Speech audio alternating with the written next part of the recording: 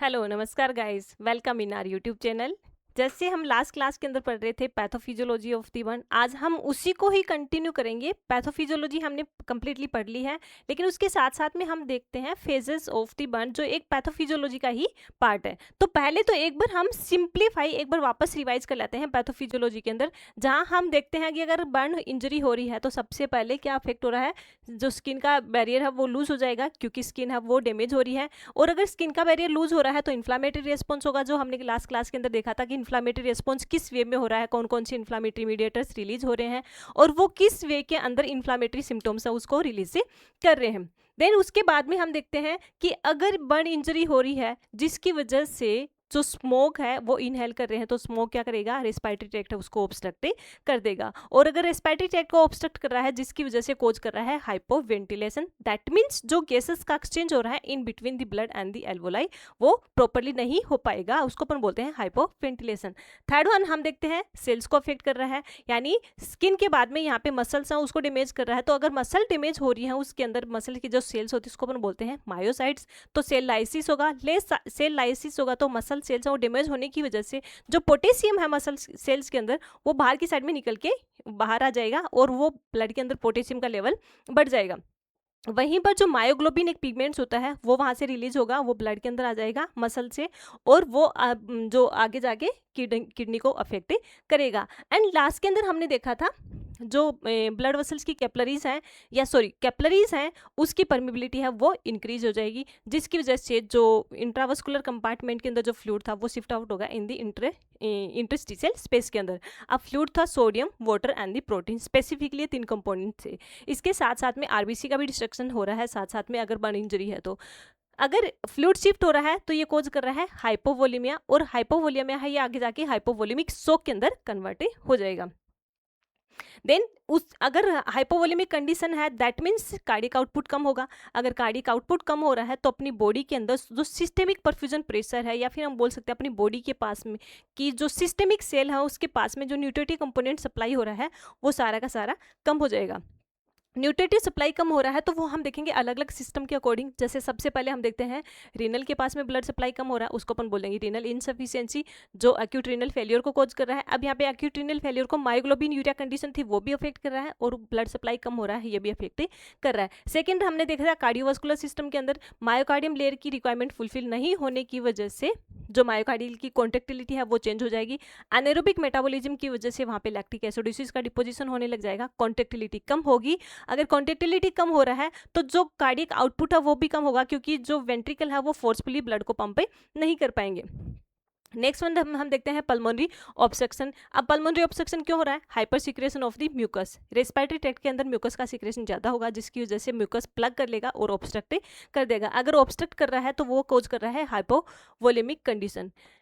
Another आता है brain के पास में ब्लड सप्लाई कम पहुंचेगा, ब्रेन के पास में ब्लड सप्लाई कम पहुंच रहा है उसको अपन बोलते हैं सेरेब्रल इनसफिशिएंसी या फिर सेरेब्रल हाइपोक्सिया कंडीशन। ऑक्सीजन का लेवल कम हो रहा है, कार्बन डाइऑक्साइड का लेवल ज़्यादा हो रहा है, तो ये पर्सन की कॉन्शियसनेस को अफेक्ट करेगा। एंड लास्ट के अंदर हम देखते हैं जीआई सिस्टम के अंदर, जिसमें स्टमक के अंदर जो क्रेनियल नर्व है, 10th नंबर की क्रेनियल नर्व वेगस नर्व है, उसके वो ब्रांच जो स्टमक को सप्लाई कर रही है वो हाइपर स्टिमुलेटेड की वजह से HCl का सिक्रेशन ज़्यादा होगा।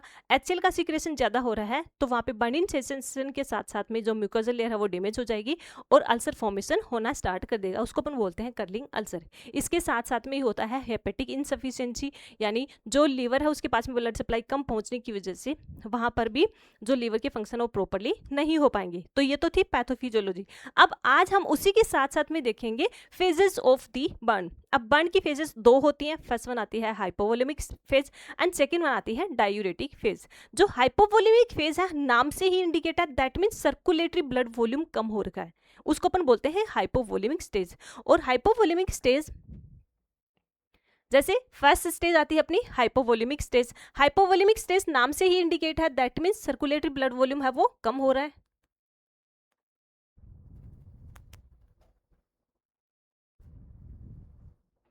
हाइपोवोलेमिया का मतलब क्या होता है, यहाँ पे डायरेक्टली हम मेंशन कर देते हैं डिक्रीज दी सर्कुलेटरी ब्लड वॉल्यूम, डिक्रीज दी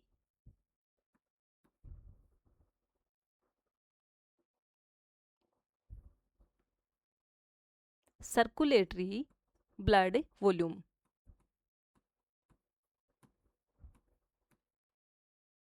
सर्कुलेटरी ब्लड वॉल्यूम है वो कम हो रही है।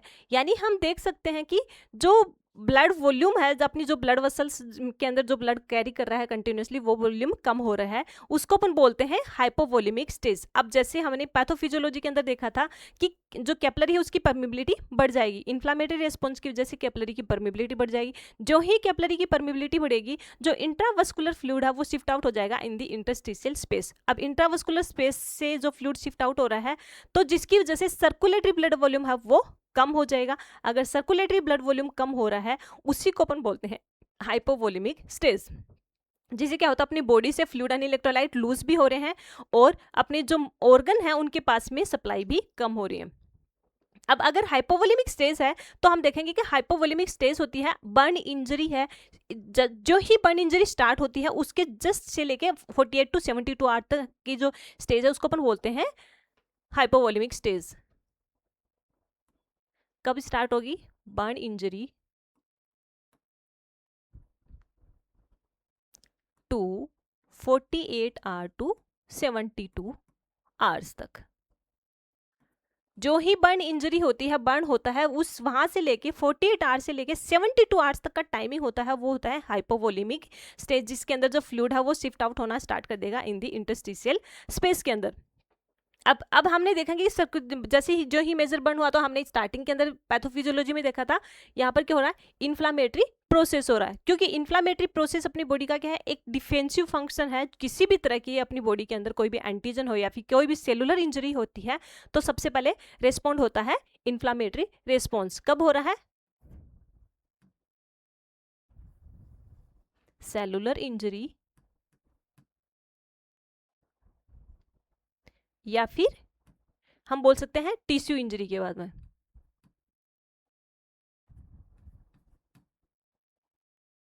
सेलुलर इंजरी और टिश्यू इंजरी हो रही है, उसके जस्ट बाद में रेस्पॉन्ड क्या होगा? इन्फ्लामेटरी रेस्पॉन्स होगा। अब इन्फ्लामेटरी रेस्पॉन्स हो रहा है तो ये रिलीज कर रहा है यहाँ पर हिस्टामिन को रिलीज करेगा, और हिस्टामिन क्या है यहाँ पर? एक इन्फ्लामेटरी मीडिएटर्स।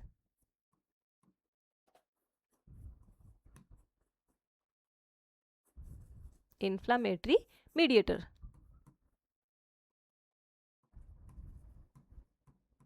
इन्फ्लामेटरी मीडिएटर है, और इन्फ्लामेटरी मीडिएटर का काम क्या होता है? इन्फ्लामेटरी प्रोसेस को ही कैरी ऑन कर रहा है। लेकिन अब ये क्या क्या कोज करेगा इन्फ्लामेटरी रेस्पॉन्स के अंदर? जैसे ही हिस्टामिन रिलीज होगा तो सबसे पहले तो अपनी जो ब्लड वेसल्स की कैपिलरी है, सॉरी जो कैपिलरीज हैं, ब्लड वेसल्स हैं, उसकी परमिबिलिटी को बढ़ा देगा। हिस्टामिन का ही काम होता है ब्लड वेसल्स की परमिबिलिटी है उसको बढ़ा देगा। और अगर ब्लड वेसल की परमिबिलिटी को बढ़ा रहा है या फिर कैपिलरी की परमिबिलिटी को बढ़ा रहा है, जिसकी वजह से क्या हो, जो फ्लूइड है वो शिफ्ट आउट होने लग जाएगा इंटरस्टिशियल स्पेस के अंदर। सेकेंडरी क्या कोज करता है? वे वाइजोकॉन्स्ट्रिक्शन। दैट मीन्स देखो, कैपिलरी परमिबिलिटी है उसको बढ़ा रहा है, लेकिन इसके साथ साथ में ये सिस्टेमिक ब्लड वेसल्स की जो सिस्टेमिक बॉडी, अपनी जो बॉडी की सिस्टेमिक ब्लड वेसल्स हैं उसको तो वाइजोकॉन्स्ट्रिक्ट कर रहा है, लेकिन जो लोकल ब्लड वेसल्स हैं उसको वो डायलेट कर रहा है। इस यहाँ पर मेंशन करेंगे हम सिस्टेमिक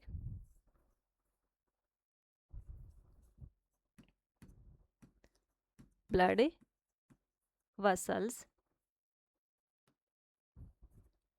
कॉन्स्ट्रिक्शन।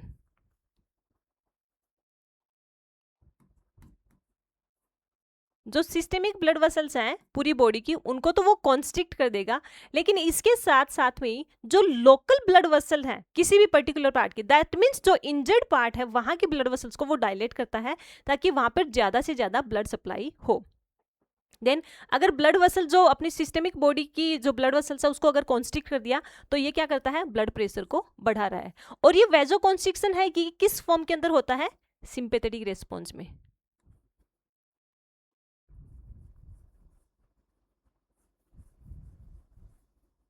सिंपैथेटिक रेस्पॉन्स में,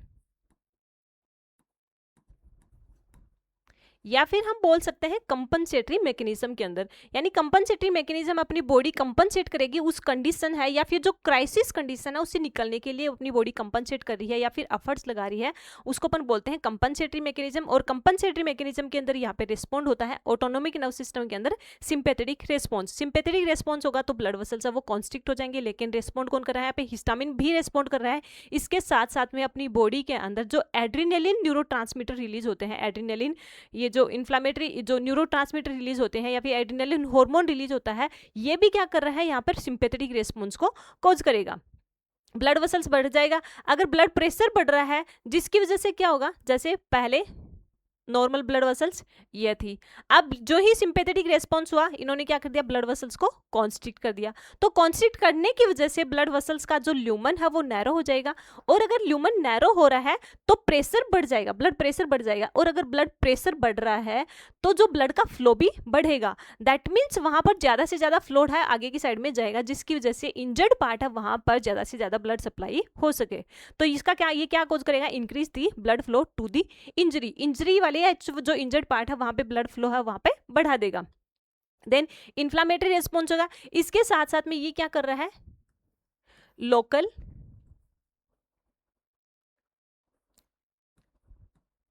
vasodilation. Local vasodilation that means जो इंजर्ड पार्ट है वहां के ब्लड वेसल्स को डायलेट करेगा।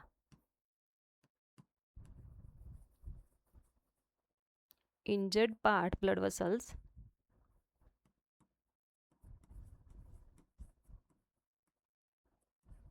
इंजर्ड पार्ट ब्लड वेसल्स है उसको वो क्या कर देगा, डायलेट। और अगर डायलेट कर रही है तो अगर वहां पर डायलेट कर रहा है दैट मीन्स ब्लड है वहां पे ज्यादा से ज्यादा स्टे करेगा, और अगर ज्यादा स्टे कर रहा है तो वो डिफ्यूज भी ज्यादा से ज्यादा होगा। क्योंकि जो यहाँ अगर इंजरी हो रखी है तो उस कंडीशन में जो इंजर्ड पार्ट है वहां पर रिक्वायरमेंट ज्यादा होती है कंपेयर टू दिस सप्लाई। तो रिक्वायरमेंट ज्यादा होती है, उसको फुलफिल करने के लिए वहां पर ब्लड ज्यादा स्टे करेगा, वहां की ब्लड वेसल से डायलेट हो जाएंगी तो फ्लो कम होगा और वहां पर ब्लड ज्यादा स्टे करेगा, कैपिलरी रिफिलिंग टाइमिंग बढ़ जाएगा। Increase the capillary refilling time.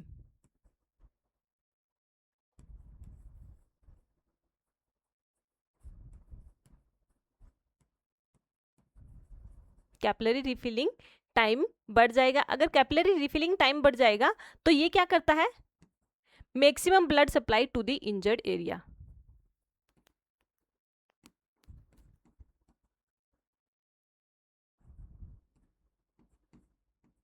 Maximum blood supply to the injured area.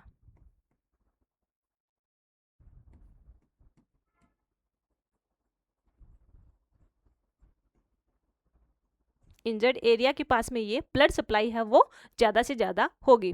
अब देखो हमने जो स्टार्टिंग में हमने देखा था कि कैपिलरी परमिबिलिटी बढ़ जाएगी। जो ही कैपिलरी परमिबिलिटी बढ़ेगी तो सोडियम आयन उसके साथ साथ में वाटर एंड प्रोटीन है वो शिफ्ट आउट हो जाएंगे इन दी इंटरस्टिशियल स्पेस के अंदर।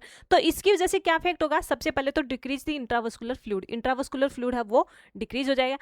सेकंड इसके साथ साथ में कोज कर रहा है यहाँ पे हाइपोनेट्रीमिया, यानी सोडियम का लेवल है वो कम हो जाएगा ब्लड के अंदर, क्योंकि ब्लड से वो किस में शिफ्ट हो जाएगा, इन दी इंटरस्टिशियल स्पेस, जिसकी वजह से क्या कोज कर रहा है, सोडियम का लेवल है वो कम हो जाएगा। अगर सोडियम का लेवल कम हो रखा है ब्लड के अंदर उसको अपन बोलते हैं हाइपोनेट्रीमिया। और इसके साथ साथ में ही हाइपोनेट्रीमिया, उसके साथ साथ में प्रोटीन भी शिफ्ट हो रही है और उसको अपन बोलते हैं हाइपोप्रोटीनेमिया। तो तीन कंडीशन हो गई है, फ्लूइड वॉल्यूम कम हो गया, प्रोटीन का लेवल कम हो गया एंड सोडियम का लेवल कम हो गया इन दी ब्लड वेसल्स या फिर इंट्रावेस्कुलर स्पेस के अंदर। ये कोज कर रहा है हाइपोवोलेमिक शॉक को। शॉक का मतलब क्या होता है, insufficient amount of the nutritive component supply to the cells. Cell के पास में सफिशिएंट अमाउंट के अंदर ऑक्सीजन और न्यूट्रिटिक कंपोनेंट सप्लाई नहीं होते हैं, उसको अपन बोलते हैं हाइपोवोलेमिक शॉक। अब देखो अब इसकी वजह से क्या अफेक्ट करेगा। अगर हम देखते हैं हाइपोवोलेमिक स्टेज तो हमने देख ली कि क्या क्या अफेक्ट कर रहा है, क्या क्या चेंजेस हो रहा है, हाइपोवोलेमिक कंडीशन क्यों हो रही है ये। लेकिन अब इसके साथ साथ में हम देखते हैं डिस्क्रिप्शन के अंदर सबसे पहले तो हाइपोवोलेमिक स्टेज है वो कब स्टार्ट होगा। Hypovolaemic stage began at the time of the burn injury and last for the 48 hour to 72 hour. जो हमने अभी देखा था कि ये जो बर्न इंजरी स्टार्ट होती है वहां से लेके जो ही बर्न इंजरी होती है तब से लेके 48 टू 72 आवर तक का टाइमिंग होता है, उसको अपन बोलते हैं हाइपोवोलेमिक स्टेज, जिसके अंदर फ्लूइड एंड इलेक्ट्रोलाइट सबसे ज्यादा लूज हो रहे हैं, अपनी बॉडी से continuously fluid and electrolyte lose हो रहे हैं, जिसकी वजह से circulatory blood volume continuously decrease होती जाएगी और अपनी बॉडी के अंदर एक हाइपोवोलेमिक क्राइसिस, हाइपोवोलेमिक शॉक या फिर हम बोल रहे हैं हाइपोटेंसिव क्राइसिस को कोज कर सकता है। और यही रीजन होता है कि स्टार्टिंग का जो हाइपोवोलेमिक स्टेज है 48 आवर टू 72 आवर का जो टाइमिंग होता है, उसके अंदर हमारी फर्स्ट प्रायोरिटी होती है फ्लूइड रिससिटेट, यानी फ्लूइड को वापस रिससिटेट करना, फ्लूइड को वापस रिस्टोर करना, जिसकी वजह से जो हाइपोवोलेमिक क्राइसिस है उससे बच जाए, रेदर देन ये आगे जाके मल्टीपल ऑर्गन फेलियर की वजह से पर्सन की डेथ भी हो सकती है। तो हमारी फर्स्ट प्रायोरिटी क्या रहेगी हाइपोवोलेमिक स्टेज के अंदर, फ्लूइड को वापस से रिससिटेट करना। हम मैनेजमेंट क्या करेंगे यहाँ पर,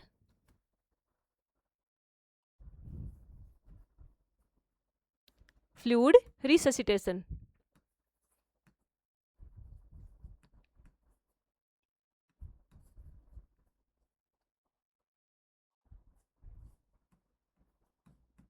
फ्लूइड रिससिटेशन या फिर हम बोल सकते हैं रिस्टोरेशन। रिस्टोरेशन यानी जो फ्लूइड लूज हुआ है उसको हम वापस से रिस्टोर कर रहे हैं। अब देखो इसके बाद में क्या होता है, rapid shift of the fluid for the vascular compartment into the interstitial space causing the peripheral oedema. हमने पहले भी देखा है कि ये क्या कोज कर रहा है, एडिमा के अंदर कोज करेगा। जो ही इंट्रावस्कुलर स्पेस से फ्लूइड है वो शिफ्ट हो जाएगा इंटरस्टिशियल स्पेस के अंदर, तो वो वहां पर कोज कर रहा है एडिमा एंड स्वेलिंग को, पेरिफेरल यानी पूरी बॉडी के अंदर स्वेलिंग को कोज कर रहा है edema and swelling. Then tissue colloid osmotic pressure है वो चेंज हो जाएगा, and due to the hypoproteinemia imbalance of the fluid and electrolyte and the acidosis. Hypoproteinemia, protein की कमी, हाइपोप्रोटीनेमिया दैट मीन्स प्रोटीन की कमी, तो प्रोटीन की कमी होगी। अब जो कैपिलरी देखो, जैसे ये जैसे आर्टरी एंड कैपिलरीज, और लास्ट के अंदर हम देखते हैं when, artery capillary and the when. लेकिन जो कैपिलरी की जो परमिबिलिटी है, ये जो परमिबिलिटी है उसको मेंटेन करने का काम होता है, वो होता है एल्ब्यूमिन प्रोटीन का। एल्ब्यूमिन प्रोटीन, एल्ब्यूमिन प्रोटीन का काम होता है। लेकिन अगर एल्ब्यूमिन प्रोटीन ही अपनी बॉडी से लूज हो गई, जैसे हमने पहले भी देखा कि बॉडी से प्रोटीन का लूज हो रहा है, अगर प्रोटीन लूज हो रही है तो जो परमिबिलिटी है वो मेंटेन नहीं हो पाएगी, और अगर परमिबिलिटी मेंटेन नहीं हो पा रही है तो परमिबिलिटी बढ़ जाएगी। अगर परमिबिलिटी बढ़ रही है तो फ्लूइड और इलेक्ट्रोलाइट और ज्यादा लूज होना स्टार्ट कर देंगे, और ये क्या कुछ कर रहा है, फ्लूइड एंड इलेक्ट्रोलाइट इम्बेलेंस कर रहे हैं। इसके साथ साथ में ये अपनी बॉडी के अंदर एसिडोसिस कोज कर रहा है। एसिडोसिस है वो अदर फैक्टर में कोज कर रहा है जो मैं आपको आगे बताती हूँ। Then as a result of, अच्छा एसिडोसिस मैं यहीं पे मेंशन कर देती हूँ, एसिडोसिस किस वे के अंदर फॉर्म कर रहा है, क्योंकि जो प्रोटीन है, अब यहाँ पर जो ब्लड के अंदर जो प्रोटीन है एल्ब्यूमिन है वो तो लूज हो गई है, लेकिन अपनी बॉडी के अंदर जो प्रोटीन होती है उसका डिस्ट्रक्शन होना स्टार्ट कर देगा। अगर प्रोटीन का डिस्ट्रक्शन होना है अपनी बॉडी के अंदर, जिससे क्या होता है ग्लूकोज भी रिलीज होगा, इसके साथ साथ में H+ आयन है वो भी रिलीज होंगे, जिसको अपन बोलते हैं ग्लूकोनियोजेनेसिस प्रोसेस। तो अगर प्रोटीन का लूज हो रहा है जिससे ग्लूकोज फॉर्म, जैसे हम मेंशन करते हैं प्रोटीन डिस्ट्रक्शन, यही मेंशन कर देती हूँ, प्रोटीन डिस्ट्रक्शन।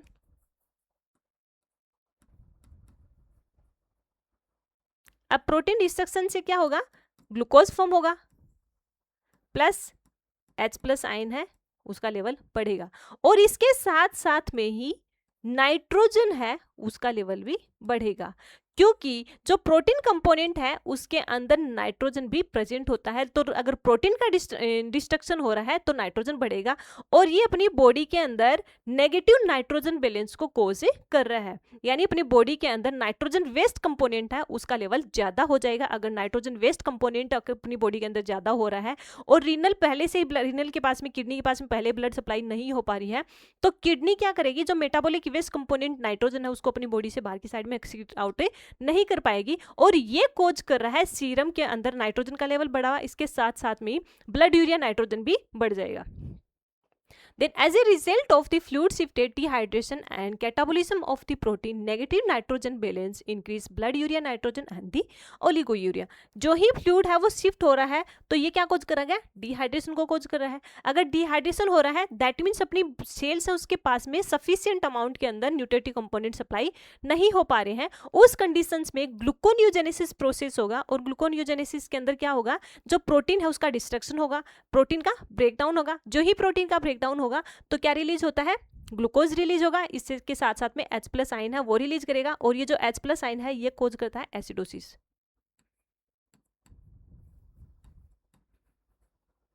एसिडोसिस को कोज करेगा। और इसके साथ साथ में ही जो नाइट्रोजन वेस्ट कंपोनेंट है वो ब्लड के अंदर बढ़ जाएगा, तो ब्लड यूरिया नाइट्रोजन का लेवल बढ़ेगा और साथ साथ में कोज कर रहा है ओलिगोयूरिया यानी डिक्रीज यूरिन आउटपुट, क्योंकि किडनी के पास में ब्लड सप्लाई भी प्रॉपर्ली नहीं हो पा रहा है तो वो फिल्टर भी कम करेगी।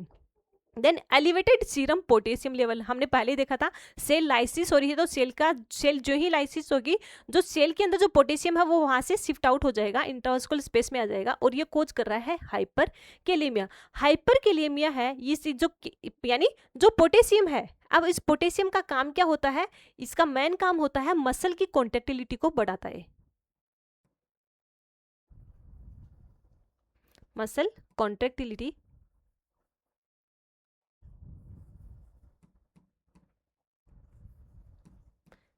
मसल की कॉन्ट्रेक्टिलिटी को मेंटेन कर रहा है, या फिर अगर ब्लड के अंदर पोटेशियम का लेवल बढ़ गया है तो ये कॉन्ट्रेक्टिलिटी को बढ़ा देगा। अगर बहुत ज़्यादा कॉन्ट्रेक्टिलिटी बढ़ गई है तो जो मसल्स की कॉन्ट्रेक्टिलिटी बढ़ रही है तो हम देखेंगे कि हार्ट के अंदर भी मायोकार्डियम लेयर है, उसके अंदर मसल्स होती हैं, मायोकार्डियम मसल्स होती हैं। अब मायोकार्डियम मसल्स की कॉन्ट्रेक्टिलिटी सीवियर कॉन्ट्रेक्टिलिटी हो जाएगी, उस कंडीशन के अंदर हार्ट ब्लॉक होने के भी चांसेस रहते हैं और साथ साथ में जो वेंट्रिकल है उसके भी फेलियर होने के चांसेस रहते हैं।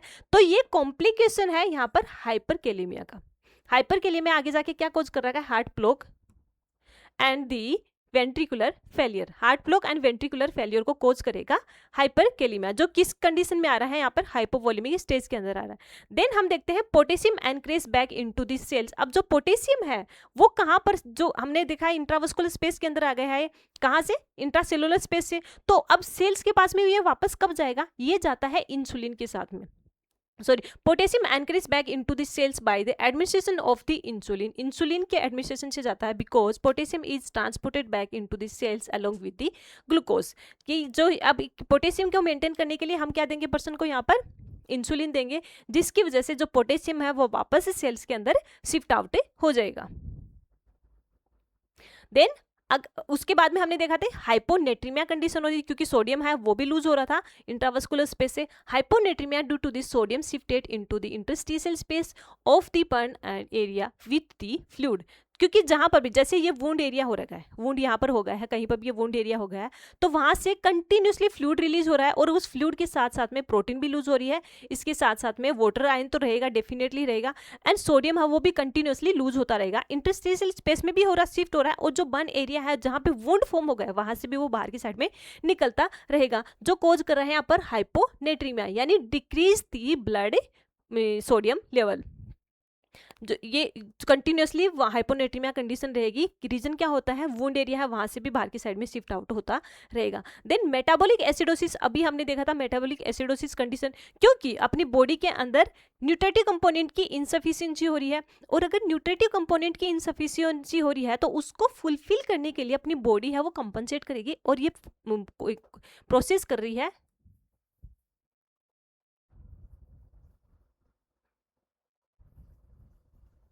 ग्लूकोनियोजेनेसिस। ग्लूकोनियोजेनेसिस दैट मीन्स यहाँ पर न्यू ग्लूकोज का फॉर्मेशन हो रहा है, लेकिन कहाँ से, नॉन शुगर कंपोनेंट से। अब नॉन शुगर कंपोनेंट्स के अंदर यहाँ पे क्या होता है, फैट एंड द प्रोटीन। तो फैट कार्बोहाइड्रेट से नहीं मिल रहा है, यहाँ से ये जो ग्लूकोज है वो कार्बोहाइड्रेट से फॉर्म नहीं होगा, न्यू ग्लूकोज ये फॉर्म होता है फैट एंड द प्रोटीन। तो फैट एंड प्रोटीन का जो ही ब्रेकडाउन होगा तो H+ आयन है वो बढ़ जाएंगे। अब ये क्या कोज करते हैं, जैसे फैट और प्रोटीन, इसका ब्रेकडाउन होगा, फैट एंड प्रोटीन का ब्रेकडाउन होगा तो ये क्या रिलीज करेगा, डेफिनेटली ग्लूकोज को रिलीज करेगा। इसके साथ साथ में H+ आयन है उसका लेवल बढ़ जाएगा, H+ आयन का लेवल बढ़ जाएगा, ग्लूकोज फॉर्म करेगा और H+ आयन का लेवल बढ़ जाएगा, और यही H+ आयन है ये कोज कर रहे हैं यहाँ पर मेटाबॉलिक एसिडोसिस को। इसके साथ साथ में जो रीनल ट्यूबुल होती है वो भी बाइकार्बोनेट आयन को कम रिलीज कर रही है, तो वो भी आगे जाके मेटाबॉलिक एसिडोसिस को कोज कर सकता है। देन उसके बाद में हम देखते हैं, अगर यहाँ पर इंजरी हो रखी है, बर्न इंजरी हो रखी है और पर्सन ने स्मोक इनहेल कर लिया है तो रेस्पिरेटरी डिस्ट्रेस कंडीशन होगा, जिसके अंदर अपर रेस्पिरेटरी ट्रैक्ट ऑब्स्ट्रक्शन होने के चांसेस रहेंगे। अपर रेस्पिरेटरी ट्रैक्ट ऑब्स्ट्रक्शन हो गया है तो पर्सन है वो प्रॉपर्ली इनहेल नहीं कर पाएगा, और वो जो इनहेल नहीं कर पाएगा दैट मीन्स जो एल्वोलाई है वहाँ पर और ब्लड जो कैपिलरीज होते हैं वहाँ पर गैसेस का एक्सचेंज नहीं हो पाएगा, और ये कोज कर रहा है यहाँ पर हाइपोवेंटिलेशन। इसके साथ साथ में कार्बन मोनोऑक्साइड पॉइजनिंग हो रहा है, और अगर कार्बन मोनोऑक्साइड पॉइजनिंग हो रहा है तो ये क्या कॉज कर रहा है, hypersecretion of the mucus, क्योंकि जो एयरवे ट्रैक्ट के अंदर म्यूकस सेल्स होती हैं वो कंटिन्यूसली म्यूकस को सीक्रेट कर रही हैं।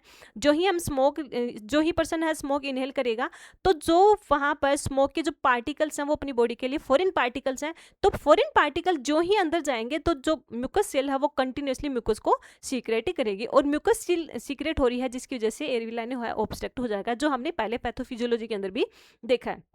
इसके साथ साथ में आरबीसी का डिस्ट्रक्शन भी हो रहा है, क्योंकि बर्न इंजरी हो तो डेफिनेटली आरबीसी का डिस्ट्रक्शन होगा, और ये कोज कर रहा है यहाँ पर एनीमिया को कोज करेगा, अपनी बॉडी के अंदर एनीमिया को कोज कर रहा है क्योंकि आरबीसी का डिस्ट्रक्शन हो रहा है। देन कंपनसेटरी मैकेनिज्म, अब कंपनसेटरी मैकेनिज्म में क्या होता है, सिंपैथेटिक रेस्पॉन्स, जो हमने पैथोफिजियोलॉजी में भी देखा है, इवन अभी हाइपोवोलेमिक कंडीशन में भी देखा है। तो सिंपैथेटिक रेस्पॉन्स होगा जिसमें क्या होता है, leads to tachycardia, heart rate बढ़ेगी, टेकीपिनिया, रेस्पिरेटरी रेट भी बढ़ेगी, ब्लड वेसल्स है वो कॉन्स्ट्रिक्ट हो जाएंगे, जिसकी वजह से ज़्यादा ब्लड फ्लो हो इनिशियल फेज के अंदर हाइपोवोलेमिक कंडीशन के अंदर। क्योंकि हाइपोवोलेमिक कंपनसेटरी मैकेनिज्म क्यों हो रहा है, अपनी बॉडी के अंदर जो क्राइसिस कंडीशन है उससे बाहर निकालने के लिए पर्सन है वो कंपनसेट कर रहा है, तो उसको अपन बोलते हैं कंपनसेटरी मैकेनिज्म। और कंपनसेटरी मैकेनिज्म होता है तो वहाँ पर हमेशा यहाँ पर सिंपैथेटिक रेस्पॉन्स होगा, सिंपैथेटिक रेस्पॉन्स होगा तो हार्ट रेट बढ़ेगी, कार्डियक आउटपुट बढ़ेगा, रेस्पिरेटरी रेट बढ़ेगी, ब्लड प्रेशर बढ़ेगा वैसोकॉन्स्ट्रिक्शन की वजह से, जिसकी वजह से अपनी बॉडी के अंदर कुछ हद तक जो क्राइसिस कंडीशन है उसको वो मैनेज कर सकते हैं। देन उसके बाद में हम देखते हैं सेकंड स्टेज, डायूरेटिक स्टेज। जैसे हमने देखा कि बर्न इंजरी हुई, बर्न इंजरी होते ही वहां से लेके 48 टू 72 आवर तक की स्टेज आती है हाइपोवोलेमिक स्टेज। उसके बाद में 48 टू 72 आवर के बाद में वहां पर जो स्टेज स्टार्ट होती है उसको अपन बोलते हैं डायूरेटिक स्टेज। और डायूरेटिक स्टेज के अंदर क्या होता है, जो फ्लूइड शिफ्ट हुआ था, सिर्फ और सिर्फ फ्लूइड, जो फ्लूइड इंट्रावस्कुलर स्पेस से इंटरस्टिशियल स्पेस के अंदर शिफ्ट हुआ था, वो फ्लूइड वो वापस रिटर्न होना लग जाएगा इंट्रावस्कुलर स्पेस के अंदर, उसको अपन बोलते हैं डायूरेटिक फेज। तो जो फ्लूइड वापस से शिफ्ट आउट हो रहा है इन द इंट्रावस्कुलर स्पेस उसको अपन बोलेंगे डायूरेटिक फेज। लेकिन ये जो डायूरेटिक फेज है ये कब स्टार्ट होती है, the capillary membrane integrity return to the 48 hour to 72 hours. जो ही 48 आवर्स से लेके 72 आवर्स का टाइमिंग हो जाएगा उसके जस्ट बाद में, यानी हाइपोवोलेमिक स्टेज कंप्लीट होने के जस्ट बाद में जो कैपिलरी है उसकी मेम्ब्रेन है, जो कैपिलरी की मेम्ब्रेन है वो वापस अपनी इसकी इंटीग्रिटी है उसको मेंटेन करना स्टार्ट कर देगी। जैसे परमेबिलिटी बढ़ गई थी वो धीरे धीरे क्या करना स्टार्ट कर देगी, अपनी परमेबिलिटी को वापस मेंटेन करना स्टार्ट कर देगी। कब, जब यहाँ से हाइपोवोलेमिक स्टेज है वो कंप्लीट हो जाती है। ये टाइमिंग कौन सा है, हाइपोवोलेमिक स्टेज का। अब इसके अंदर भी क्या होता है, इनिशियली जो ही 48 आवर टू 72 आवर्स का टाइमिंग होता है उसके स्टार्टिंग के जो 12 घंटे होते हैं, 48 आवर से 72 आवर के जस्ट बाद के 12 घंटे होते हैं, उसके अंदर कैपिलरी है वो अपनी नॉर्मल कंडीशन में आ जाती है। और फिर 18 आवर टू 24 आवर के अंदर वो स्पीड से प्रोग्रेसिवली अपनी जो मेम्ब्रेन है उसकी परमेबिलिटी को मेंटेन करके जो फ्लूइड पहले शिफ्ट हुआ था इंट्रावस्कुलर स्पेस से इंटरस्टिशियल स्पेस में, वहां से वो वापस से शिफ्ट आउट हो जाएगा इन दी इंट्रावस्कुलर स्पेस के अंदर। The capillary membrane integrity return 48 hour to 72 hour fluid shift back from the interstitial space to the intravascular space. Then increase vascular permeability. vascular permeability है वो increase circulatory blood volume, क्योंकि जैसे पहले क्या होता कि जो फ्लूइड है वो इंट्रावस्कुलर से इंटरस्टिशियल में गया था, अब यहाँ से डायूरेटिक फेज में क्या गया, इंटरस्टिशियल से वापस वो इंट्रावस्कुलर में चला जाएगा। इंट्रावस्कुलर में जाएगा तो सर्कुलेटरी ब्लड वॉल्यूम है वो बढ़ जाएगी। Increase the circulatory blood volume, अब सर्कुलेटरी ब्लड वॉल्यूम बढ़ रही है, leading to increase the renal blood flow, जिसकी वजह से क्या होगा, किडनी के पास में ब्लड सप्लाई ज्यादा होगा। और अगर किडनी के पास में ब्लड सप्लाई ज्यादा हो रहा है तो पहले कंडीशन क्या थी, हाइपोवोलेमिक कंडीशन के अंदर ओलिगोयूरिया यानी डिक्रीज यूरिन आउटपुट। अब क्या करेगा, ये यूरिन आउटपुट को बढ़ा देगा, यूरिन आउटपुट को बढ़ा देगा, जिसकी वजह से अपनी बॉडी के अंदर नाइट्रोजन वेस्ट कंपोनेंट बिल्ड हो रखा था, नेगेटिव नाइट्रोजन बैलेंस फॉर्म होता है, उसको भी वो करेक्ट कर देगा। अब तो इसके जो ही फ्लूइड शिफ्ट हो रहा है तो उसके अंदर सबसे पहले तो क्या कोज करेगा यहाँ पर, हाइपोकैलेमिया, क्योंकि जो पोटेशियम शिफ्ट हुआ था वो वापस सेल के अंदर शिफ्ट हो जाएगा। पहले हमने देखा था यहाँ पर हाइपरकैलेमिया कंडीशन है, यानी ब्लड के अंदर पोटेशियम का लेवल बढ़ा हुआ था। अब ये क्या करेगा, डायूरेटिक स्टेज के अंदर जो पोटेशियम है वो वापस शिफ्ट आउट हो जाएगा इनटू दी सेल्स, जो ब्लड के अंदर, जैसे ब्लड के अंदर ये जो ब्लड वेसल्स है इसके अंदर जो पोटेशियम था अब वो किसी अंदर वापस शिफ्ट आउट होने लग जाएगा इन दी सेल्स के अंदर, सेल के अंदर वापस शिफ्ट आउट होने लग जाएगा, जिसकी वजह से ब्लड के अंदर पोटेशियम का लेवल कम हो जाएगा। इसको अपन बोलते हैं hypokalaemia condition. Then second one आता है हाइपोनेट्रीमिया। हाइपोनेट्रीमिया दैट मीन्स, देखो अब डायूरेटिक फेज है, हमने बोला था कि जो इंटरस्टिशियल स्पेस में जो भी फ्लूइड है वो वापस किस में हो जाएगा, शिफ्ट हो जाएगा इंट्रावस्कुलर स्पेस के अंदर। लेकिन जो फ्लूइड है सिर्फ और सिर्फ फ्लूइड शिफ्ट हो रहा है इलेक्ट्रोलाइट्स के अंदर। इसके साथ साथ में भी हम देखते हैं कि जो सोडियम है उसका लेवल फिर कम होता जा रहा है। अब उसके पीछे रीजन क्या होता है, इसके पीछे दो रीजन होते हैं। फर्स्ट रीजन तो क्या होता है, जैसे बर्न एरिया होगा, जहां से वुंड है वहां से कंटिन्यूसली फ्लूइड रिलीज होगा जब तक हीलिंग प्रोसेस कंप्लीटली नहीं हो पा रहा है। तो अगर वो फ्लूइड लॉस हो रहा है तो उसके अंदर सोडियम भी है, और अगर सोडियम है तो डेफिनेटली अपनी बॉडी के अंदर सोडियम का लेवल भी कम रहेगा। First reason. सेकंड रीजन क्या होता है, यूरिन आउटपुट बढ़ रहा है। उस कंडीशन में क्या होता है, जैसे बाइकार्बोनेट आयन होते हैं, जैसे HCO3 आयन है, ये क्या करेगा, सोडियम के साथ में बाइंड करेगा, सोडियम के साथ में बाइंड कर लेगा और ये फॉर्म कर लेगा सोडियम बाइकार्बोनेट। सोडियम बाइकार्बोनेट को फॉर्म कर लेगा, और वो जो सोडियम बाइकार्बोनेट है ये यूरिन के थ्रू एक्सक्रीट आउट हो जाएगा, यूरिन के थ्रू है बाहर की साइड में एक्सक्रीशन हो जाएगा, एक्सक्रीशन हो जाएगा, जिसकी वजह से फिर से सोडियम का लेवल ब्लड के अंदर कम हो जाएगा। इसलिए हाइपोनेट्रीमिया कंडीशन कंटिन्यूसली रहेगी। थर्ड वन आता है मेटाबॉलिक एसिडोसिस कंडीशन, क्योंकि मेटाबॉलिक एसिडोसिस कंडीशन कंटिन्यूसली रहेगी, क्योंकि एक तो HCO3 आयन है वो अपनी बॉडी से एक्सक्रीट आउट हो रहा है, ये क्योंकि HCO3 आयन है या क्या बाइकार्बोनेट आयन है तो डेफिनेटली एल्किलाइन का कंपोनेंट है, वो अपनी बॉडी से एक्सक्रीट आउट हो रहा है। सेकेंडरी क्या होता है, ग्लूकोनियोजेनेसिस प्रोसेस हो रहा है कंटिन्यूसली,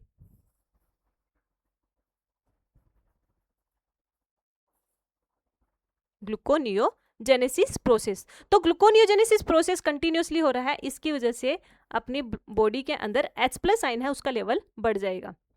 देन आता है हाइपोप्रोटीनेमिया, क्योंकि जब तक हीलिंग प्रोसेस कंप्लीटली नहीं हो पा रहा है तब तक कंटिन्यू, या फिर हम बोल सकते हैं कि जो वुंड एरिया है जब तक वो हील नहीं हो पा रहा है तो वुंड एरिया से कंटिन्यूसली प्रोटीन है उसका डिस्ट्रक्शन होगा, प्रोटीन है वो बाहर की साइड में निकलती रहेगी। इसके साथ साथ में ग्लूकोनियोजेनेसिस प्रोसेस हो रहा है, तो अगर ग्लूकोनियोजेनेसिस प्रोसेस हो रहा है तो भी प्रोटीन का डिस्ट्रक्शन हो रहा है, तो यहाँ पर भी कोज कर रहा है यहाँ पे हाइपोप्रोटीनेमिया। तो डायूरेटिक फेज के अंदर सिर्फ और सिर्फ जो फ्लूइड एंड इलेक्ट्रोलाइट फ्लूइड है वो तो वापस नॉर्मल चला गया है अपनी इंट्रावस्कुलर स्पेस में, इसके साथ साथ में जो पोटेशियम था वो भी वापस शिफ्ट हो गया है सेल्स के अंदर, लेकिन सोडियम का भी सोडियम तो वापस शिफ्ट तो हो रहा है, लेकिन इसके साथ साथ में दो अदर फैक्टर है वहां से सोडियम है वो अपनी बॉडी से बाहर की साइड में निकल जाएगा, जिसकी वजह से सोडियम का लेवल कम हो रहा है। फर्स्ट रीजन तो आता है सोडियम बाइकार्बोनेट के फॉर्म में ये यूरिन के साथ में निकल जाता है। सेकेंडरी रीजन क्या होता है, जहां से वुंड हो रहा है वहां से वो बाहर की साइड में फ्लूइड के साथ में निकल जाएगा। तो ये है डायूरेटिक फेज। देन इसके साथ में हम देखते हैं आगे डायूरेटिक फेज के अंदर रिटर्न ऑफ दी, अब डायूरेटिक फेज क्या है, return of the vascular integrity begin in approximately 12 hour and rapidly progress at 18 to 24 hour. जैसे इनिशियल फेज अपनी क्या थी, हाइपोवोलेमिक फेज थी, और हाइपोवोलेमिक फेज का टाइमिंग क्या होता है,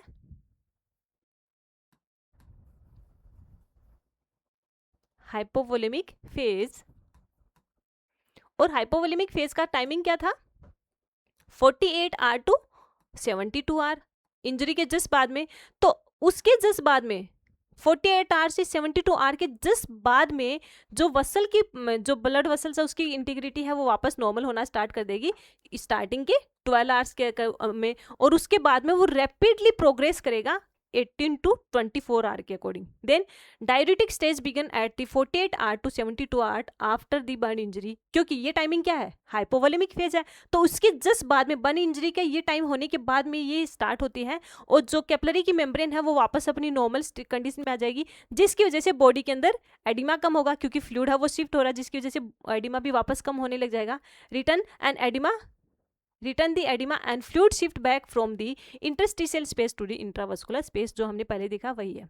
then increase circulatory blood volume, circulatory blood volume बढ़ जाएगा, जिसकी वजह से किडनी के पास में ब्लड फ्लो है वो भी बढ़ जाएगा। अगर किडनी के पास में ब्लड फ्लो बढ़ रहा है then serum electrolytes and hematocrit level will be decrease because of the hemodilution. अब सीरम इलेक्ट्रोलाइट्स है उसका लेवल भी कम रहेगा, हेमेटोक्रिट लेवल है वो भी कम रहेगा, क्योंकि सर्कुलेटरी ब्लड वॉल्यूम तो बढ़ा है लेकिन इसके साथ साथ में जो ब्लड सेल्स हैं वो कम है। इसके साथ साथ में जो फ्लूइड एंड इलेक्ट्रोलाइट लूज जो इलेक्ट्रोलाइट लूज हो रखे हैं, जैसे सोडियम लूज हो रहा कंटिन्यूसली, तो यहाँ पे इलेक्ट्रोलाइट इम्बेलेंस भी रहेगा फ्लूइड में अगर as a result of the increase intravascular volume.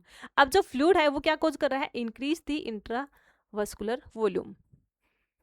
ये जो फ्लूइड है इसका मेन काम ये होता है, इंट्रावस्कुलर फ्लूइड वॉल्यूम है उसको वो बढ़ा देगा, तो ये है diuretic phase.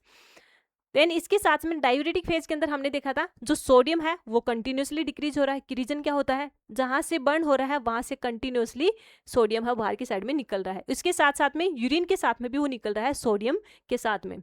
Then hypokalaemia condition रहेगी, पोटेशियम है उसका लेवल कम हो रहा है क्योंकि वो सेल के अंदर वापस से शिफ्ट हो गया। प्रोटीन कंटिन्यूसली लूज होती रहेगी, कहाँ से, वुंड है वहां से प्रोटीन है वो कंटिन्यूसली लूज होती रहेगी। मेटाबॉलिक एसिडोसिस कंटिन्यूसली रहेगी, और सोडियम, अब इसके पीछे रीजन क्या होता है, sodium bicarbonate in the urine and increase the fat metabolism. Sodium bicarbonate है वो यूरिन के साथ में निकल जाएगा, ये क्या है, एक एल्केलाइन कंपोनेंट है। इसके साथ साथ में जो फैट का मेटाबॉलिज्म हो रहा है तो डेफिनेटली वहाँ पे ग्लूकोज के साथ में H+ आयन है वो भी फॉर्म हो गए, और ये क्या कोज कर रहा है यहाँ पर, then secondary to decrease in the carbohydrate intake, जिसकी वजह से कार्बोहाइड्रेट पर्सन है वो कम ले पाएगा, और फैट का मेटाबॉलिज्म हो रहा है तो H+ आयन बढ़ेगा, तो डेफिनेटली ये क्या कोज कर रहा है, एसिडोसिस। और एसिडोसिस का पीछे मेन रीजन होता है H+ आयन का लेवल बढ़ जाना। देन नेक्स्ट हम देखते हैं बर्न सिंड्रोम। हमने स्टेजेस देख ली, अब स्टेजेस के बाद में हम देखते हैं बर्न सिंड्रोम। ये बहुत इंपॉर्टेंट है। जैसे बर्न सिंड्रोम के अंदर दैट मीन्स क्या क्या कंडीशन हो रही है अपनी बॉडी के अंदर बर्न की वजह से। सिंड्रोम यानी ग्रुप ऑफ द सिम्टम्स, यानी बर्न की वजह से एक group of the symptoms release होते हैं, उसको अपन बोलते हैं बर्न सिंड्रोम। सिंड्रोम का मीनिंग होता है group of the symptoms of the symptoms।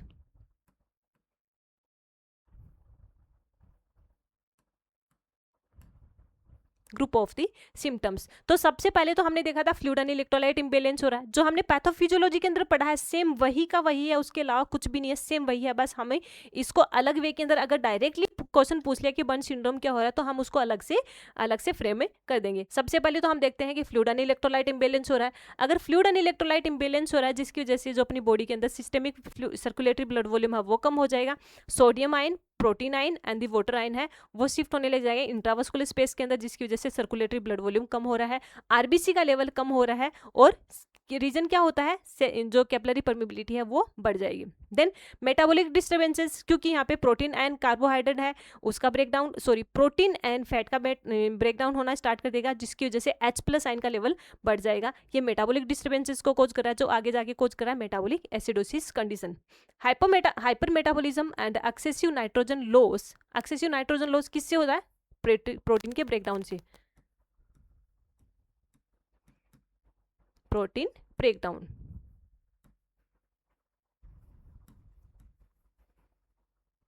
अगर प्रोटीन का ब्रेकडाउन हो रहा है तो जिसकी वजह से क्या होगा, नाइट्रोजन है वो अपनी बॉडी से एक्सक्रीट आउट होना, जो नाइट्रोजन है अपनी बॉडी से उसका लेवल बढ़ जाएगा, क्योंकि वेस्ट कंपोनेंट होता है, मेटाबॉलिक वेस्ट कंपोनेंट होता है नाइट्रोजन प्रोटीन का। देन उसके बाद में हम देखते हैं बैक्टीरियल कंटामिनेशन, क्योंकि अगर वुंड हो रहा है और वहां पर ब्लड सप्लाई प्रॉपर्ली नहीं हो पा रही है, क्योंकि रीजन क्या होता है, हाइपोवोलेमिक कंडीशन, तो उस कंडीशन में वहां पे पर्सन है वो मोर ससेप्टेबल हो जाता है फॉर दी सेकेंडरी इन्फेक्शन, और वहां पे इन्फेक्शन हो जाता है, उसको अपन बोलते हैं bacterial contamination. Then decrease immune response and damage the skin barrier leading to surface infection, invasion of the microorganism and increase the risk of the septic shock। Reason क्या होता है, क्योंकि जो ही बर्न इंजरी हो रही है तो अपनी बॉडी के अंदर जो अपना इम्यून सिस्टम है वो वीक हो जाएगा। अगर इम्यून सिस्टम वीक हो रहा है तो जो अपनी इन्फ्लामेटरी रेस्पॉन्स वो आगे जाके इन्फेक्शन के अंदर कन्वर्ट हो जाएगा।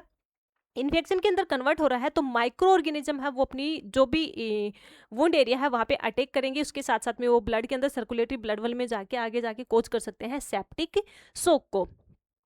नेक्स्ट आता है complication from the vital organs. इसके अंदर फोर्थ वन आता है complication from the vital organ. That means multiple organ failure होने के चांसेस रहते हैं, लेकिन वो किस वजह से हो रहे हैं। फर्स्ट वन हम देखते हैं रीनल इनसफिशियंसी, जैसे हमने पैथोफिजियोलॉजी के अंदर देखा था सेम वही है, रीनल इनसफिशियंसी। अब रीनल इनसफिशियंसी की वजह से क्या होता है, हाइपोपरफ्यूजन हो रहा है। Then renal insufficiency can result from the hypoperfusion and nephron obstruction with the myoglobin and the hemoglobin। हमने पहले पढ़ा था मायोग्लोबिन यूरिया हो कंडीशन हो रही है, तो माइग्लोबिनेमिया कंडीशन है, तो माइग्लोबिन क्या करेंगे, रीनल के अंदर नेफ्रॉन में आएगा और नेफ्रॉन के अंदर जो ग्लोमेरुलस है उसको वो ऑब्स्ट्रक्ट कर देगा, और अगर ऑब्स्ट्रक्ट कर रहा है तो वो उसको डैमेज कर देगा। Decrease the GFR glomerular filtration rate है वो डिक्रीज हो जाएगी, और ये आगे जाके कोज कर रहा है रीनल फेलियर को। तो रीनल इनसफिशियंसी हो गई है फर्स्ट कॉम्प्लिकेशन। सेकेंडरी हम देखते हैं पल्मोनरी डिसफंक्शन। अब पल्मोनरी डिसफंक्शन किस वजह से हो रहा है, जो ही अपना एयरवे ट्रैक्ट है उसके अंदर क्यों ही रीजन क्या होगा, जो ही हम इनहेल करेंगे तो सबसे पहले एयरवे ट्रैक्ट के अंदर म्यूकस सेल है वो वहां पे एयरवे लाइन है उसको ऑब्स्ट्रक्ट करेंगी। Then cause the initial respiratory tract damage, pulmonary edema, hypersecretion of the mucus and pulmonary congestion, जो जिसके अंदर आता है हाइपोवेंटिलेशन। दैट मीन्स गैसेस का एक्सचेंज प्रॉपरली नहीं हो पा रहा है। जैसे ये रेस्पिरेटरी ट्रैक्ट है, ये रेस्पिरेटरी ट्रैक्ट है, और रेस्पिरेटरी ट्रैक्ट के अंदर कहीं पर भी जैसे यहाँ पे ऑब्स्ट्रक्शन हो गया, म्यूकस का प्लग हो गया, तो जिसकी वजह से जो ऑक्सीजन है वो सेल ये जो लास्ट के अंदर आती है एल्वोलाई वहां तक नहीं पहुंच पाएगी, तो गैसेस का एक्सचेंज नहीं हो पाएगा, उसको अपन बोलते हैं हाइपोवेंटिलेशन। नेक्स्ट वन आता है गैस्ट्रोइंटेस्टाइनल कॉम्प्लिकेशन। अब गैस्ट्रोइंटेस्टाइनल कॉम्प्लिकेशन के अंदर क्या होता है, अगर जीआई ट्रैक्ट के पास में ऑक्सीजन सप्लाई प्रॉपरली नहीं पहुंच पा रहा है तो जीआई ट्रैक्ट के अंदर यहाँ पर पैरालाइटिक इलियस यानी इलियस वो वहां पर क्या होता है, जीआई ट्रैक्ट के अंदर नर्व सेल्स होती हैं, और नर्व सेल अगर डैमेज हो जाएंगी तो उसको अपन बोलते हैं पैरालाइटिक इलियस। जो इलियस पार्ट है, जो इंटेस्टाइन का इलियस पार्ट है, वहां के अंदर पेरिस्टाल्टिक मूवमेंट है वो डिक्रीज हो जाएंगे या फिर होंगे नहीं, क्योंकि वहां पे paralysis that means loss of the sensation and respond होगा। देन गैस्ट्रोइंटेस्टाइनल अल्सरेशन जो हमने देखा था पैथोफिजियोलॉजी के अंदर, क्योंकि H+ आयन अगर बढ़ा हुआ है, सॉरी HCl का लेवल बढ़ा हुआ है, तो वो क्या करेगा, अंदर की जो म्यूकोजल लेयर है उसको डैमेज कर देगा और अल्सरेशन को कोज कर सकता है। इसके साथ साथ में स्प्लेनिक एंड हेपेटिक फ्लो है वो भी डिक्रीज हो जाएगा, जिसकी वजह से क्या कोज कर रहा है, hepatic hypoxia and the liver failure. Hepatic hypoxia that means oxygen supply properly liver के पास में नहीं हो पा रहा है और ये लीवर को फेल कर देगा, यानी लीवर के जो फंक्शन है वो सारे के सारे डिसफंक्शन हो जाएंगे। नेक्स्ट हम देखते हैं नर्व सिस्टम के अंदर। अब नर्व सिस्टम के अंदर हमने पहले भी देखा था, पहले तो आता है सेरेब्रल हाइपोक्सिया कंडीशन, सेकंड में आता है सेरेब्रल हाइपरकैप्निया कंडीशन, यानी कार्बन डाइऑक्साइड का लेवल तो ज्यादा हो रहा है और ऑक्सीजन का लेवल कम हो रहा है। कार्बन डाइऑक्साइड का लेवल ज्यादा हो रहा है, ऑक्सीजन का लेवल कम हो रहा है, तो पर्सन किससे रिलेटेड, अवेयरनेस से रिलेटेड है या फिर कॉन्शियसनेस से रिलेटेड है, वो सारे के सारे फंक्शन है वो धीरे धीरे कम हो जाएंगे। Then cerebral hypoxia and the cerebral hypercapnia and metabolic acidosis, क्योंकि रीजन क्या होता है यहाँ पर एनारोबिक मेटाबॉलिज्म की वजह से H+ आयन है उसका लेवल बढ़ जाता है, जो क्या आगे जाके क्या कोज करेंगे, confusion, disorientation, compensatory mechanism failure. Compensatory mechanism में अपना क्या आता है, सिंपैथेटिक रिस्पॉन्स, वो फेलियर हो जाएगा, autonomic response and loss of the consciousness cerebral function के अंदर।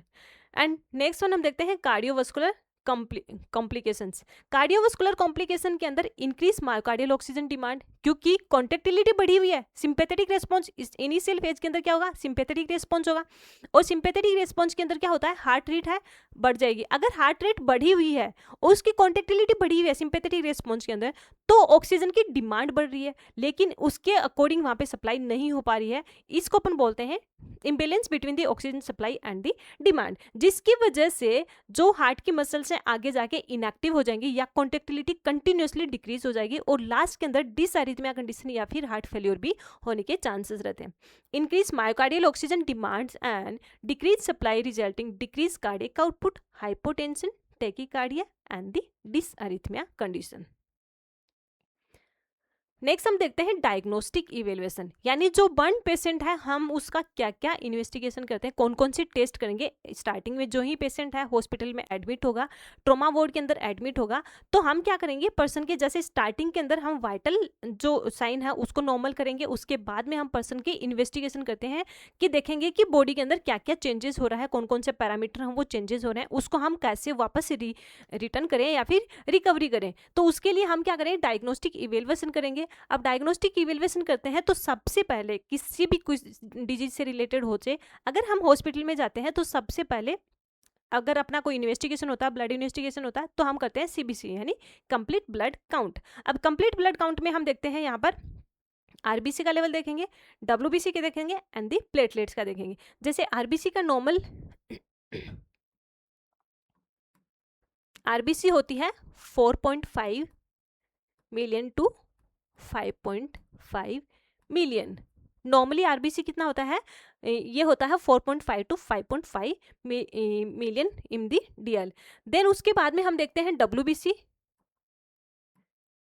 डब्ल्यूबीसी देखेंगे जो नॉर्मली पर्सन के अंदर रहती है 4,000 टू 11,000, ये नॉर्मल रहती है 4,000 टू 11,000। फिर हम देखते हैं प्लेटलेट्स, तो प्लेटलेट्स का नॉर्मल कितना होता है 1.5 लाख टू 4.5 लाख।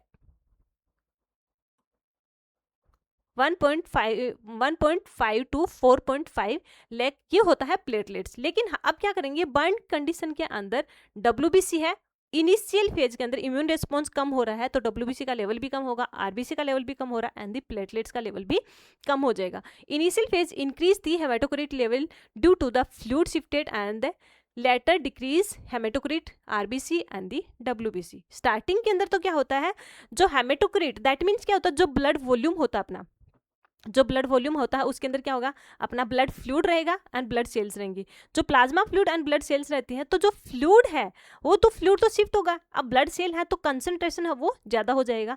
लेकिन फिर जो ही डायूरेटिक फेज आएगी तो उस कंडीशन में क्या होता है, आरबीसी डब्ल्यूबीसी प्लेटलेट्स है उसका लेवल तो कम हो जाएगा एंड फ्लूइड का लेवल ज़्यादा हो जाएगा। देन उसके बाद में हम करते हैं यहाँ पे आर्टेरियल ब्लड गैसेस एनालिसिस, जिसको अपन बोलते हैं ABG analysis. ABG analysis, ABG analysis कर रहे हैं तो हम क्या करेंगे, यहाँ पर एसिडोसिस एंड एल्केलाइन कंडीशन है उसको असेस करने के लिए करते हैं। तो एबीजी एनालिसिस में तो सबसे पहले तो हम देखते हैं ऑक्सीजन देखेंगे इन दी इंक्रीज दी PaO2 लेवल। अब इसके अंदर क्या होता है, सॉरी PaO2 नहीं PaCO2 यानी partial pressure of oxygen, partial pressure of carbon dioxide in the artery, in the artery that means PA indicate करता है पार्शियल प्रेशर, A इंडिकेट कर रहा है यहाँ पर आर्टरी को एंड दी ये कार्बन डाइऑक्साइड। तो partial pressure of the carbon dioxide in the artery है, ये लेवल बढ़ जाएगा क्यों, हमने पहले देखा था हाइपर कैप्निया यानी कार्बन डाइऑक्साइड का लेवल ज्यादा हो रखा है। तो नॉर्मल कितना होता है, कार्बन डाइऑक्साइड मैं नॉर्मल मेंशन कर रही हूँ और लेकिन बर्न कंडीशन में उससे ज्यादा हो रखा है। जैसे नॉर्मल होता है 35 टू 40%, नॉर्मल रहेगा 35 टू 40%।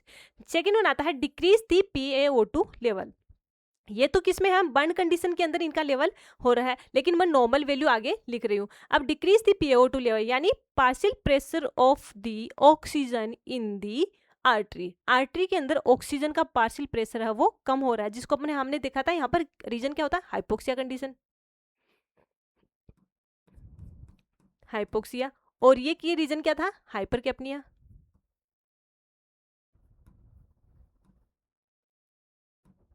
अगर कार्बन डाइऑक्साइड का लेवल बढ़ रहा है उसको अपन बोलते हैं हाइपरकैप्निया, और अगर ऑक्सीजन का लेवल कम हो रहा है उसको अपन बोल देंगे हाइपोक्सिया या फिर हाइपोक्सीमिया कंडीशन। ठीक है, तो इसके अंदर ऑक्सीजन का लेवल है वो कम हो जाएगा। नॉर्मली ये होता है 95 टू 100%।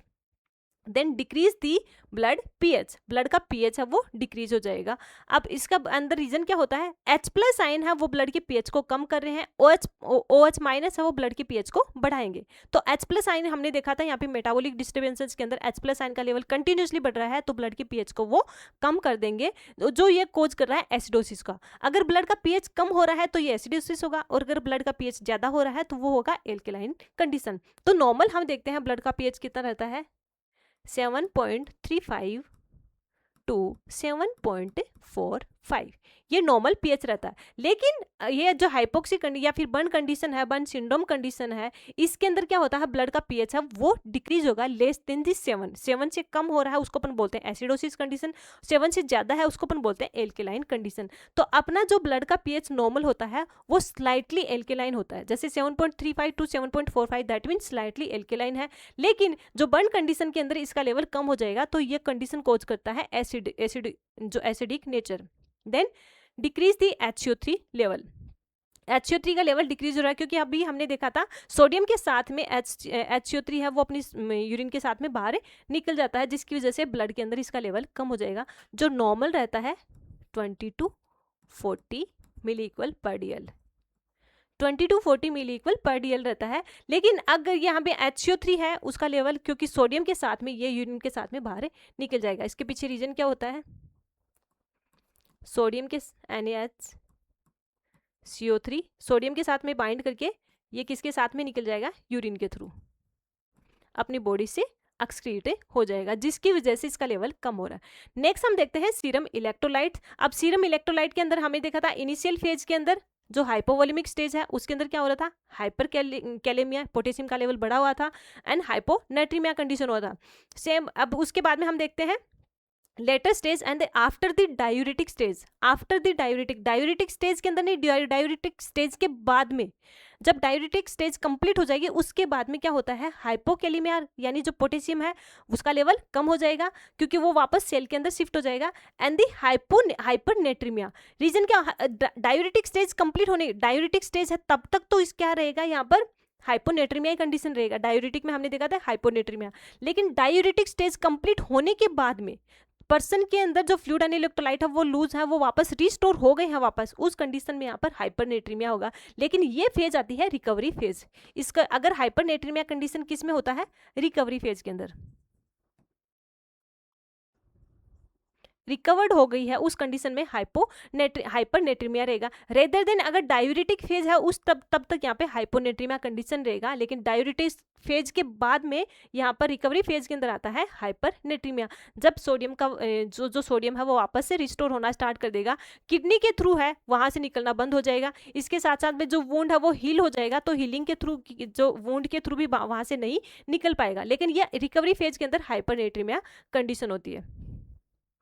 देन नेक्स्ट हम देखते हैं serum glucose level. Serum glucose level, glucose का लेवल बढ़ा हुआ है क्योंकि हमने पहले भी देखा था ग्लूकोनियोजेनेसिस प्रोसेस। रीजन क्या होता है, कैटाबोलिज्म ऑफ द कैटाबोलिज्म और ग्लूकोनियोजेनेसिस प्रोसेस, जिसकी वजह से क्या होता है, न्यू ग्लूकोज का new that means new glucose, new and gluco यानी ग्लूकोज, यानी न्यू ग्लूकोज का फॉर्मेशन हो रहा है किससे, फैट एंड प्रोटीन से, फैट और प्रोटीन।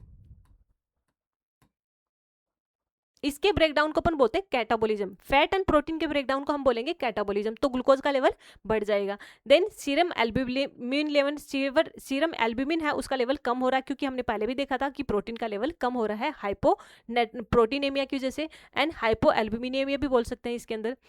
फिर blood urea nitrogen and creatinine हमने देखा है कि जो प्रोटीन का डिस्ट्रक्शन हो रहा है तो उस कंडीशन में अपनी बॉडी के अंदर नाइट्रोजन, नेगेटिव नाइट्रोजन बैलेंस है वो फॉर्म हो जाता है और अपनी बॉडी के अंदर नाइट्रोजन का लेवल बढ़ जाएगा, जो उसको अपन बोलते हैं एलिवेटेड लेवल। चेस्ट एक्सरे हम करवा रहे हैं क्योंकि जो अगर पल्मोनरी कॉन्जेशन हो रहा है, हाइपोवोलेमिक कंडीशन हो रहा है, उसको असेस करने के लिए हम चेस्ट एक्सरे करवाएंगे। देन उसके बाद में हम ब्रोंकोस्कोपी करवाते हैं, फाइब्रोप्टिक ब्रोंकोस्कोपी कराएंगे to find out the respiratory oedema, upper respiratory tract के अंदर कहीं ऑब्स्ट्रक्शन तो नहीं हो रखा है, कहीं अल्सरेटिव फॉर्मेशन तो नहीं हो रखा है, कोई हेमरेज तो नहीं है। उन सबको आइडेंटिफाई करने के लिए हम करते हैं फाइब्रोप्टिक ब्रोंकोस्कोपी। नेक्स्ट अगर जो कार्डियक अनस्टेबिलिटी कंडीशन है उसको असेस करने के लिए हम करेंगे इलेक्ट्रोकार्डियोग्राम, जिसकी वजह से हार्ट के रिदम को हम देख रहे हैं, यहाँ पर हार्ट रेट को हम देख रहे हैं, जो नॉर्मल है या फिर नहीं है उसको आइडेंटिफाई करने के लिए या फिर रिकॉग्नाइज करने के लिए हम देते हैं यहाँ पर इलेक्ट्रोकार्डियोग्राम हम करवाते हैं। एंड लास्ट के अंदर जो बर्न एरिया है उसको हम डॉक्यूमेंटेड रिपोर्ट करने के लिए हम फोटोग्राफी करते हैं। जो बर्न एरिया हम उसको एक फोटो लेंगे और उसके हम देखेंगे कि स्टार्टिंग के अंदर ये था, फिर हाइपोवोलेमिक कंडीशन में ये था, डायूरेटिक्स फेज में ये था, रिकवरी फेज के अंदर ये हो गया और अब वापस हील होने के बाद में क्या होगा। तो वो सारे चेंजेस देखने के लिए हम क्या करते हैं यहाँ पे photograph of the burn, providing documentation of burn wound and comparatively baseline to elevated healing process. तो ये था आज का अपना टॉपिक, जिसके अंदर हमने देखा है यहाँ पर स्टेजेस ऑफ द बर्न, जिसमें hypovolaemic stage, diuretic phase, and next हम देखता था बर्न सिंड्रोम, जिसके अंदर हमने ये सारे के सारे कंपोनेंट देखे हैं कि अपनी बॉडी के अंदर क्या क्या, कैसे फ्लूइड एंड इलेक्ट्रोलाइट लॉस हो रहा है, प्रोटीन का लॉस कैसे हो रहा है, उसके साथ साथ में जो यहाँ पर बैक्टीरियल कंटामिनेशन हो रहा है अपनी बॉडी के अंदर, जो सिस्टेमिक इनसफिशिएंसी हो रही है, उसकी क्या क्या सिम्टम्स हो रहे हैं, उन सारे सिम्टम्स को अपन बोलते हैं यहाँ पर बर्न सिंड्रोम। एंड लास्ट के अंदर हमने देखा है डायग्नोस्टिक इवेल्युएशन, दैट मीन्स अगर बर्न हुआ है तो हम एटलीस्ट कौन कौन से इन्वेस्टिगेशन करवाते हैं, कौन कौन से टेस्ट करवाएंगे, जिससे हम एग्जैक्टली हमें फाइंड आउट हो जाएगा कि अपनी बॉडी के अंदर क्या क्या चेंजेस हो रहा है और हमें किस तरह का मैनेजमेंट करना है, कौन सा फ्लूइड हमें कितना रिससिटेट करना है या फिर रिस्टोर करना है। तो ये कंप्लीट हुआ अपना टॉपिक। एंड नेक्स्ट क्लास में हम देखेंगे complete management of the burn, जिसके अंदर हम बर्न का मैनेजमेंट देखेंगे इनिशियल स्टेज के अंदर, और उसके साथ साथ में जो फ्लूइड देते हैं वो किस फॉर्मूले के थ्रू हम फ्लूइड देंगे उसको हम देखेंगे। Thank you guys, thank you so much, thank you.